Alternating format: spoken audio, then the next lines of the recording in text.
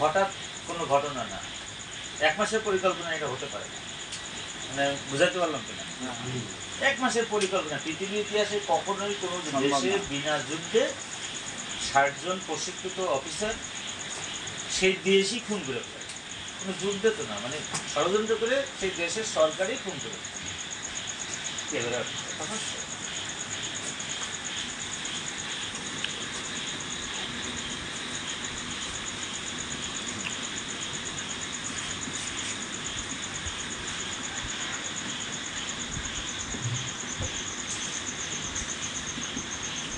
সেই দেশের সরকারই খুন করে ফেলে, তাই না? এটা ছোটখাটো ব্যাপার না। এই আমলি বাংলাদেশে 5 বছর যে স্বাভাবিক রাজনৈতিক নির্বাচনের ব্যবস্থাপনা ছিল না, সেই 5 বছরের রাজনৈতিক মেয়াদ নিয়ে আসেনি। আমার এই সময় উপলব্ধি হয়েছে, এবং এইসব বিষয়ে বহু লোকের সাথে আমার বহু তর্ক বিতর্ক কথাবার্তা হয়েছে, এবং বাস্তবতা তাই ঘটেছে। ওই যে অফিসারগুলোকে বিশেষ সময় রিকালেক্ট করে কি বলে যেন ওটা আমাদের বিডিআরে পিলখানায় জমা করা হলো ঠিক 25শে ফেব্রুয়ারির আগ দিয়ে। যে বিডিআর ইয়ে হতো না, যে 25শে ফেব্রুয়ারি কি একটা হতো ভাই, দিবস, মানে একটা বিশেষ অনুষ্ঠান হতো, এবং পরিকল্পিতভাবে ওখানে কিভাবে ফোন করা হলো পরে আমরা তথ্য জানছি। তো আসলে ওই সময় মনে হলো যেন যে বাংলাদেশের সাধারণ রাজনৈতিক চিন্তা চেতনা করার মতো অবস্থানে আমরা নাই। যাই হোক, তাহলে রাজনৈতিক চিন্তা চেতনাটা আমাদের কিরকম হওয়া উচিত? পরে আমি দেখেছি অনেক বছর আমাদের যারা বিএনপি করতাম আমরা বা করি ওই সময় থেকে তাদের রাজনৈতিক চেতনা কিরকম চলতেছে, আর বিশেষ করে জামাত ইসলাম ছিল তাদের রাজনৈতিক অবস্থান কোথায় যাচ্ছে, জাতীয় পার্টির রাজনৈতিক অবস্থান কোথায় যাচ্ছে, আর আওয়ামী লীগের রাজনৈতিক অবস্থান কোথায়, এগুলো বিশ্লেষণ করে করে করে করে দেখছি আর কি যে আমাদের শেখার বিকল্প নেই। কিসের বিকল্প নেই? শেখার বিকল্প। তাই আমরা আগের দিন কিছু জিনিস আলোচনা করছিলাম, সম্ভবত যদি আগের দিন যারা ছিল আজকে সবাই আছে কিনা আমি জানি না। তো তার ধারাবাহিক বাড়িটাতে আমরা সামনে আগাবো।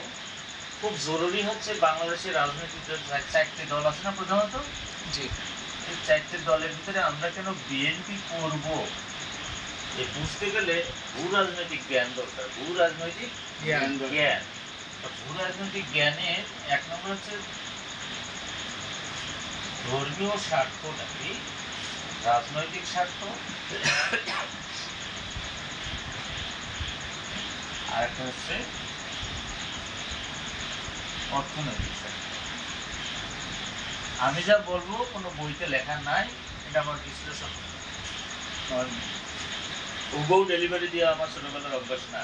আমার কোনো কবিতাও মুখস্থ নেই। অনেকগুলো কবিতা কিন্তু গড়গড়ায় বলতে পারে, ছোটবেলায় 3 পড়ে পড়েছে না, বলতে পারি না। ধর্মীয় স্বার্থ, রাজনৈতিক স্বার্থ, অর্থনৈতিক স্বার্থ। ভূ রাজনৈতিক জ্ঞান বলতে ইংরেজিতে জিও পলিটিক্যাল সেন্স বলে। এই 3টে জিনিস যদি না বুঝি, বিশেষ করে ভূ রাজনৈতিক বললাম কেন, ভারতীয় উপমহাদেশ ছিল না আমাদের দেশ, সেটা অখণ্ড ভারত ছিল। তো ওখান থেকে বাংলাদেশ যে স্বাধীন সত্তা পেল, এর ঐতিহাসিক ব্যাকগ্রাউন্ড আর বর্তমান অবস্থা, এর একটা লিঙ্ক যদি জ্ঞান আমার না থাকে ব্রেনে, তাহলে দল করে আমার কোনো লাভ হবে না।